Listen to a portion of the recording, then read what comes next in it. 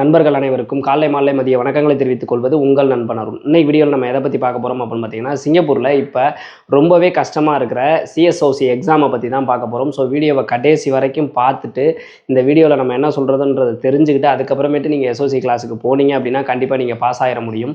அது தெரியாமல் போகிறதுனால தான் நிறைய பேர் வந்துட்டு ஃபெயில் ஆகிட்டு இருக்காங்க. நல்லா படித்தவங்க டிகிரி ஹோல்டர் கூட எஸ்ஓசியில் வந்து ஃபெயில் ஆகிறாங்க. முன்னாலாம் அப்படி கிடையவே கிடையாது. இப்போ வந்து எஸ்ஓசி ரொம்ப டஃப்பாக ரொம்ப டிஃபிகல்ட்டாக இருக்கிறதுனால நிறையா பேர் ஃபெயில் ஆகிட்டு இருக்காங்க. இப்போ ரீசெண்டாக பார்த்தீங்க அப்படின்னா ஒரு 10 பேர் போகிறாங்க அப்படின்னா ஒரு இதில் அதில் 8 பேர் ஃபெயில் ஆகிறாங்க, 2 பேர் பாஸ் ஆகிறாங்க. இந்த மாதிரிலாம் வந்து நமக்கு நிறைய கமெண்ட்ஸ் வந்துக்கிட்டே இருக்குது. ஸோ 2026 எஸ்ஓசி எப்படி இருக்குது அப்படிங்கிறத பற்றி பார்க்கலாம். அதுக்கு முன்னாடி இப்போ தான் நீங்கள் நம்ம சேனலுக்கு வந்திருக்கீங்க அப்படின்னா இந்த மாதிரியான யூஸ்ஃபுல்லான இன்ஃபர்மேஷன்லாம் தெரிஞ்சதுக்கு மறக்காம நம்ம சேனலை சப்ஸ்கிரைப் பண்ணி வச்சுக்கோங்க. சிங்கப்பூரை பொறுத்த வரைக்கும் சேஃப்டிக்கு ரொம்பவே இம்பார்ட்டன்ட் கொடுப்பாங்க. ஸோ வந்து நீங்கள் சேஃப்டியை ப்ராப்பராக ஃபாலோ பண்ணலை அப்படின்றப்ப நிறையா ஃபைன் அடிப்பாங்க. ஏன் ஏதாவது ஒரு சின்ன ஆக்சிடென்ட் நடந்தால் கூட எம்ஓஎம்லேருந்து அந்த சைட்டையே வந்து ஸ்டாப் ஒர்க் பண்ணுவாங்க. இந்த மாதிரிலாம் பண்ணுவாங்க. அதே மாதிரி நீங்கள் சேஃப்டி ரூல்ஸை கரெக்டாக ஃபாலோ பண்ணலை அப்படின்ற பட்சத்தில் கண்டிப்பாக வந்து உங்களுக்கும் ஃபைன் அடிக்கிறதுக்கும் உங்களை வந்து கட் பண்ணி அனுப்புறதுக்கு கூட வாய்ப்புகள் இருக்குது. ஒரு சில ப்ராஜெக்ட்லாம் பெரிய பெரிய கவர்மெண்ட் ப்ராஜெக்ட்லாம் பார்த்தீங்க அப்படின்னா நீங்கள் சேஃப்டியை ப்ராப்பராக ஃபாலோ பண்ணலை அப்படின்னா உங்களை கட் பண்ணி உங்களோட பர்மிட்டை கட் பண்ணி திருப்பி ஊருக்கு உங்களை அனுப்புறது கூட வாய்ப்புகள் இருக்குது. இதுக்காக நீங்கள் சேஃப்டியை ஃபாலோ பண்ண வேணாம். உங்களோட குடும்பத்துக்காகவும் உங்களோட நல்லதுக்காகவும் சேஃப்டியை ஃபாலோ பண்ணுங்கள். தயவு செய்து சொல்கிறேன், சேஃப்டியை ஃபாலோ பண்ணுங்கள். உங்களுக்கு தெரிஞ்சால் லாஸ்ட் இயரில் மட்டும் ஆக்சிடென்ட் டெத்து சிங்கப்பூரில் வெளிநாட்டு ஊழியர்கள் ஆக்சிடென்ட்டால் இறந்தவங்க எத்தனை பேர் அப்படிங்கிறத கமெண்ட்டில் சொல்லுங்கள். அப்படி தெரியலை அப்படின்னா ஃபஸ்ட்டு கமெண்ட்டில் நான் பின் பண்ணுறேன், போய் பாருங்கள். ஸோ இவங்க எல்லாருமே சேஃப்டியை ஒழுங்காக ஃபாலோ பண்ணியிருந்தாங்க அப்படின்னா கண்டிப்பாக வந்து இறந்துருக்க மாட்டாங்க. ஸோ அந்த நிலைமை உங்களுக்கு வரக்கூடாது அப்படின்னா தயவுசெய்து சேஃப்டியை ஃபாலோ பண்ணுங்கள். ஓகே, இந்த சேஃப்டியை ஃபாலோ பண்ணுறதுன்னு சொல்கிறோம். சிங்கப்பூரில் சேஃப்டினா எப்படி இருக்கும், எப்படி சேஃப்டியை ஃபாலோ பண்ணுறது, இதெல்லாம் தெரிஞ்சுக்கிறதுக்காக தான் வந்து இந்த சிஎஸ்ஓசி கிளாஸ் அப்படிங்கிறது வைக்கிறாங்க. இதில் வந்து உங்களுக்கு சேஃப்டியை பற்றி சிங்கப்பூரில் எப்படி சேஃப்டி ஃபாலோ பண்ணணும், ஒரு உதாரணத்துக்கு வந்து எத்தனை மீட்டர் ஹைட்டுக்கு மேலே நீங்கள் ஒர்க் பண்ணால் சேஃப்டி ஆனஸ் போடணும் அப்படின்ற மாதிரி எல்லா டீட்டெயில்ஸுமே, என்னென்ன க்ளவுஸு என்னென்ன கெமிக்கலுக்கு யூஸ் பண்ணணும், மாஸ்க் எந்தெந்த இடத்துல யூஸ் பண்ணணும், ஹெல்மெட் எந்தெந்த இடத்துல யூஸ் பண்ணணும், இப்போ நீங்கள் வந்து ஒரு கன்ஸ்ட்ரக்ஷன் சைட்டுக்குள்ளே போகிறீங்க அப்படின்னா நீங்கள் என்னென்ன சேஃப்டி ஆனஸ் வந்து மாட்டியிருக்கணும் அப்படின்ற எல்லா டீட்டெயில்ஸுமே சொல்லிக் கொடுக்கறதுக்கு தான் இந்த சிஎஸ்ஓசி அப்படின்ற கிளாஸ் இருக்குது. கன்ஸ்ட்ரக்ஷனாக இருக்கட்டும், பிசிஎம்மாக இருக்கட்டும், இதெல்லாம் வந்து நீங்கள் வேலைக்கு போகிறீங்க அப்படிங்கிற பட்சத்தில் இந்த சிஎஸ்ஓசி கிளாஸை வந்து பாஸ் பண்ண வேண்டியது கட்டாயம். ஓகேங்களா, முன்னாடியெல்லாம் வந்துட்டு ஒரு நாள் இருந்தது, இப்போ வந்து அது 2 நாள் ஆக்கிட்டாங்க. இதில் வந்து பார்த்தீங்க அப்படின்னா ப்ராக்டிக்கல் தியரி ரெண்டுமே இருக்கும். ஸோ இது எப்படி நடக்கும் அப்படின்னு கேட்டிங்கன்னா, நீங்கள் இங்கேருந்து போய் இறங்கணும்னா ஃபஸ்ட்டு குவாரண்டைன் போவீங்க. குவாரண்டைனில் போய்ட்டு உங்களுக்கு மெடிக்கல் எல்லாமே போட்டதுக்கு அப்புறமேட்டு அங்கே வந்துட்டு ஒரு 2 நாள் வந்து சிங்கப்பூரில் எப்படி இருக்கணுன்ற மாதிரி பேசிக்காக கிளாஸ் எடுத்து உங்களை வந்து அதுக்கப்புறமேட்டு தான் கம்பெனிக்கு அனுப்புவாங்க. ஸோ கம்பெனியில் போய் நீங்கள் தங்கியிருக்கல உங்கள் கம்பெனியில் இருந்து எஸ்ஓசிக்கு வந்து புக் பண்ணுவாங்க. எஸ்ஓசிக்கு புக் பண்ணோன்னா நீங்கள் அவங்க எங்கே புக் பண்ணியிருக்காங்களோ அங்கே போகணும். முடிஞ்ச வரைக்கும் நீங்கள் போகையிலே வந்துட்டு ஷூவெல்லாம் போட்டு போயிருங்க. சேஃப்டி ஷூ ஹெல்மெட்லாம் எடுத்துகிட்டு போயிருங்க. கம்பெனிலேருந்து நீங்கள் போனோடனே கொடுத்துருவாங்க. ஃபஸ்ட் நாள் மோஸ்ட்லி தேவைப்படாது, இருந்தாலும் நீங்கள் எடுத்துகிட்டு போகிறது நல்லது.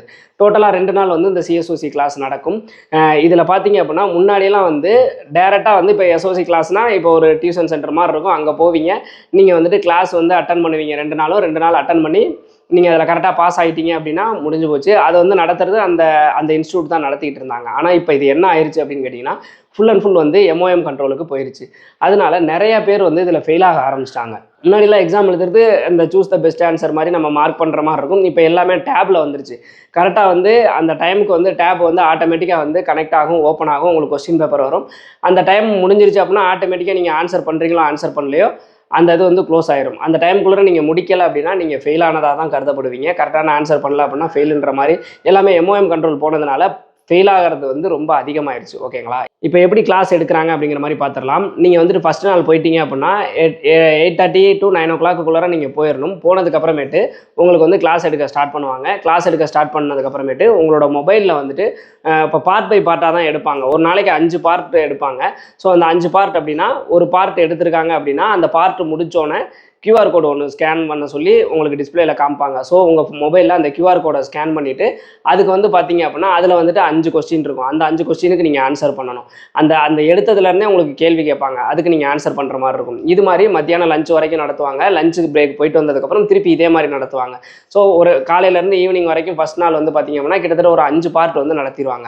அடுத்தது பார்த்தீங்க அப்படின்னா அடுத்த நாள் பார்த்தீங்க அப்படின்னா காலையில் வந்தோடனே வந்து ஒரு 5 பார்ட்டை முடிச்சிருவாங்க. டோட்டலாக பார்த்தீங்க அப்படின்னா இந்த 5 பார்ட் பார்ட்டுக்கும் பார்த்தீங்கன்னா நீங்கள் ஒவ்வொரு பார்ட்டுக்கும் 5 கொஸ்டின் அப்படின்றப்ப இந்த 2 நாளில் நீங்கள் 100 கொஸ்டினுக்கு டோட்டலாக ஆன்சர் பண்ணியிருப்பீங்க. இந்த இதுக்கு வந்துட்டு உங்களுக்கு ஒரு புக்குமே கையில் கொடுத்துருவாங்க. நீங்கள் நல்லா தெரிஞ்சுக்கங்க, எஸ்ஓசியை யாரும் சீரியஸாக எடுத்துக்காமல் இருந்துடாதீங்க. Very very very important. ஏன்னு கேட்டிங்க அப்படின்னா நீங்கள் 2 அல்லது 3 டைமுக்கு மேலே எஸ்ஓசி ஃபெயில் ஆகிட்டீங்க அப்படின்னா திருப்பி உங்களால் சிங்கப்பூர் போக முடியாது, உங்களை திருப்பி அனுப்பிடுவாங்க. ஓகேங்களா? ஸோ அந்த கொஸ்டின் நடத்தையிலலாம் வந்துட்டு சும்மா பேசிகிட்டு இருக்கிறதோ ஃபோனில் நோண்டிகிட்டு இருக்கிறதோ இந்த மாதிரிலாம் இல்லாமல் ப்ராப்பராக அதை கவனிங்க. என்ன கொஸ்டின் கேட்குறாங்கன்றதை பாருங்கள். நிறைய பேர் எதனால் தெரியுமா ஃபெயில் ஆகுறாங்க? இப்போ நீங்கள் கூகுளில் வந்து ஒரு இங்கிலீஷ் வார்த்தையை போட்டிங்கன்னா அது டிரான்ஸ்லேட் ஆச்சுன்னா தமிழில் எப்படி டிரான்ஸ்லேட் ஆகும் அந்த மாதிரி தான் இருக்கும். ரொம்ப தூய தமிழ் மாதிரி இருக்கும். வடப்பக்கம் இடப்பக்கம் அந்த மாதிரி நமக்கு புரியாத தமிழில் இருக்கும். நம்ம இங்கே இருக்க நார்மல் தமிழில் இருக்காது. ஸோ புரியாத தமிழில் இருக்கிறதுனாலே நிறைய பேர் தமிழில் போயுமே ஃபெயில் ஆகுறாங்க. ஸோ அதனால் அந்த இது எல்லாத்தையுமே நீங்கள் நோட் பண்ணி வச்சுக்கோங்க. தெளிவாக வந்து ஆன்சரை இது பண்ணிக்கோங்க. அவங்க நடத்துனதுலேருந்து வர்றது மட்டும்தான் கொஸ்டின். நீங்கள் அவங்க நடத்துனதை ப்ராப்பராக கவனிச்சிங்கன்னாவே 100% பாஸ் ஆகிடலாம். ஆனால் நிறைய பேர் ப்ராப்பராக கவனிக்கிறது கிடையாது, அதனால தான் ஃபெயில் ஆகிறாங்க. அதே மாதிரி அங்கே நடத்துறதோட மட்டும் இல்லாமல் நீங்கள் வீட்லேயும் போயிட்டு, அதாவது ரூம்லையும் போயிட்டு திருப்பி அதெல்லாம் ரிவிஷன் பண்ணுங்கள். உங்கள் கையில் புக்கும் கொடுத்துருப்பாங்க. ஸோ எல்லாத்தையும் ரிவிஷன் பண்ணி பார்த்தீங்க அப்படின்னா 200% பாஸ் ஆகிடலாம். ஓகேங்களா? ஸோ அடுத்த நாள் 2வது நாள் நீங்கள் வந்தோன்னே என்ன பண்ணுவாங்க அப்படின்னா அடுத்தது பேலன்ஸ் இருக்க ஒரு 5 இதை நடத்துவாங்க. நடத்திட்டு அந்த QR கோடையும் டிஸ்பிளே பண்ணுவாங்க. அதுக்கு நீங்கள் ஆன்சர் பண்ணிட்டீங்க அப்படின்னா அதுக்கப்புறமேட்டு ப்ராக்டிக்கல் லஞ்சுக்கு முன்னாடியே வந்து ஒரு ப்ராக்டிக்கல் வந்து உங்களை செஞ்சு பார்க்க சொல்லிடுவாங்க. அவங்களும் எப்படி செய்யறதுன்னு சொல்லி கொடுத்துருவாங்க. அதுக்கப்புறமேட்டு பார்த்தீங்க அப்படின்னா ப்ராக்டிக்கல் திருப்பி எக்ஸாம் மாதிரி வைப்பாங்க. கடைசியாக 2வது நாள் ஈவினிங் தான் வந்துட்டு உங்கள்கிட்ட அந்த டேபு கொடுப்பாங்க. டேபு கொடுக்கல இப்போ ரீசெண்டாக 2026 வந்து நம்ம நண்பர் ஒருத்தர் வந்து எஸ்ஓசி போயிருக்காப்புல.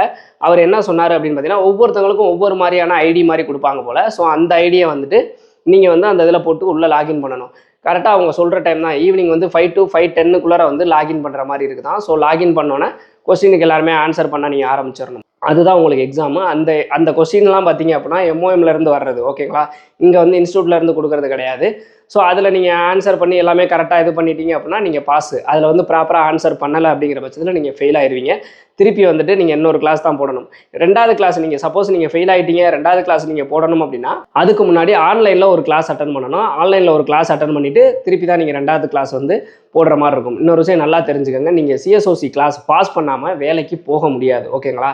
ஸோ நீங்கள் டிலே பண்ண ஃபெயில் ஆக நாட்கள் தள்ளி போயிட்டே இருக்கும். கம்பெனியும் வந்து உங்களை வந்து வேலைக்கு தான் எடுத்திருக்காங்க அப்படின்றப்ப நீங்கள் வேலைக்கு போகாமல் இதையே பண்ணிகிட்டு இருக்கீங்க அப்படின்றப்ப கம்பெனி சைட்லேயும் காண்டாவாங்க.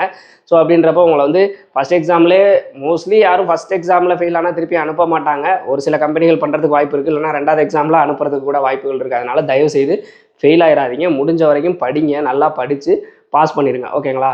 பாஸ் பண்ணிட்டீங்க அப்படின்னா உங்களுக்கு ஒரு ஐடி கார்டு கொடுப்பாங்க. அந்த ஐடி கார்டை வச்சு நீங்கள் மூவ் பண்ணிக்கலாம். முன்னாடிலாம் அந்த ஃபெயில் ஆகிறவங்களோட ரேஷியோ ரொம்ப கம்மியாக தான் இருக்கும். இப்போ படித்தவங்களே நிறையா பேர் ஃபெயில் ஆகுறாங்க.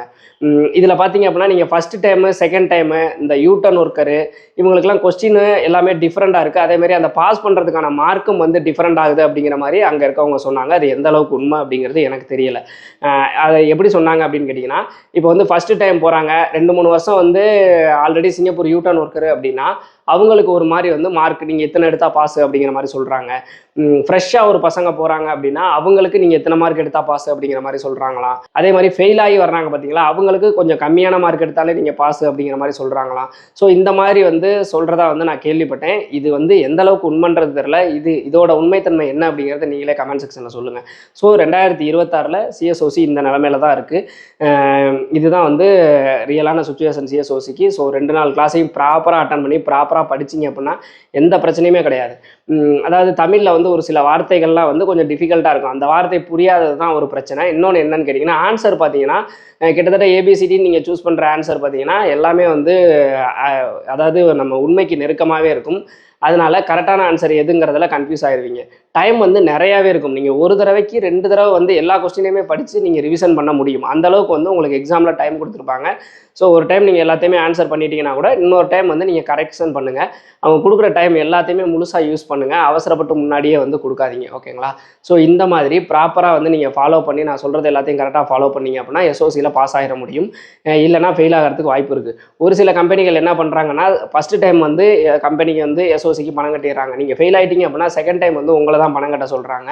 ஸோ அது மாதிரியெல்லாம் வந்து உங்கள் காசு வேஸ்ட் ஆகாமல் இருக்கணும் அப்படின்னா கண்டிப்பாக எஸ்ஓசியை ஃபஸ்ட்டு டைம்லேயே பாஸ் பண்ணுற மாதிரி பாருங்கள். ஒரு சில பேர்லாம் 3 டைம்லாம் ஃபெயில் ஆகி சிங்கப்பூர்லேருந்து வந்தவங்களாம் இருக்காங்க. அந்த நிலைமைலாம் உங்களுக்கு வரக்கூடாது அப்படின்னா, தயவுசெய்து வந்து ப்ராப்பரா வந்து எஸ்ஓசிக்கு படிங்க. இன்னொன்னு என்னோட தாழ்மையான வேண்டுகோள் என்ன அப்படின்னா, இந்த அளவுக்கு ஸ்ட்ரிக்ட்டா வந்து எம்ஓஎம் ஏன் வந்து எஸ்ஓசிய வந்து ஸ்ட்ரிக்ட் பண்ணியிருக்காங்க அப்படின்னு கேட்டிங்கன்னா, உங்களுக்கு எந்த விபத்தும் நேரக்கூடாது, எந்த ஆக்சிடென்ட்லயும் நீங்க சிக்கிரக்கூடாது, நல்லபடியா உருப்படியா எப்படி ஊருக்கு போறீங்களோ, அதே மாரி உருப்படியா திருப்பி வரணும் அப்படிங்கிறதுனால தான் பண்றாங்க. ஸோ எஸ்ஓசில படிக்கிறது மட்டும் கிடையாது. அவங்க என்ன சொல்றாங்களோ, அத ஃபுல் அண்ட் ஃபுல் வந்து நீங்க வேலை செய்ற இடத்துலயும் வந்து ப்ராப்பரா வந்து ஃபாலோ பண்ணீங்க அப்படின்னா தான், எந்த ஆக்சிடென்ட்டும் இல்லாம நல்லபடியா ஊருக்கு வந்து சேர முடியும். காலையில எந்திரிச்சு நீங்க வேலைக்கு போகையிலே, இன்னைக்கு எந்த ஆக்சிடென்ட்டும் இருக்கக்கூடாது, நம்ம ப்ராப்பரா ஒழுங்கா வேலை பார்க்கணும், கவனக்குறைவோட வேலை பார்க்கக்கூடாது அப்படின்றத நீங்க நினச்சுக்கிட்டே போங்க. ஏன்னா, உங்க ஃபேமிலி எல்லாருமே இருக்காங்க, உங்கள நம்பி தான் இருக்காங்க. உங்களுக்கு ஏதாவது ஒண்ணு அப்படின்னா, கண்டிப்பா ஃபேமிலில வந்து தாங்க மாட்டாங்க. அவங்கள பார்த்துக்க யாரும் இல்ல அப்படிங்கிறத தெளிவா மனசுல நினச்சுக்கிட்டு அதுக்கப்புறமேட்டு வேலைக்கு போங்க. அது மட்டும் இல்லாம, நீங்க மட்டும் சேஃபா இருக்கிறது இல்லாம, உங்க கூட இருக்க சக ஊழியர்களையும் சேஃபா வச்சுக்க பாருங்க. ஏன்னா, உயிர் வந்து விலை மதிப்பில்லாதது. ஸோ எத்தனை கோடி குடுத்தாலும் ஒரு விபத்து நடந்ததுக்கு அப்புறமேட்டு திருப்பி வந்து அத ரெக்கவர் பண்ண முடியாது. நெறைய பேரோட உயிர் அந்த மாரி போயிருக்கு. இந்த வருடத்துல அந்த மாரி எந்த விபத்தும் நடக்கக்கூடாது அப்படின்னு சொல்லி நான் கடவுள்ட்ட வேண்டிக்கிறேன். இதுல வேற ஏதாவது சந்தேகம் இருக்கு அப்படின்னா, தாராளமா கமெண்ட் செக்ஷன்ல கேளுங்க. இந்த மாரியான யூஸ்ஃபுல்லான இன்ஃபர்மேஷன்லாம் தெரிஞ்சுக்கிறதுக்கு மறக்காம நம்ம சேனல சப்ஸ்கிரைப் பண்ணி வச்சுக்கோங்க. பாய்.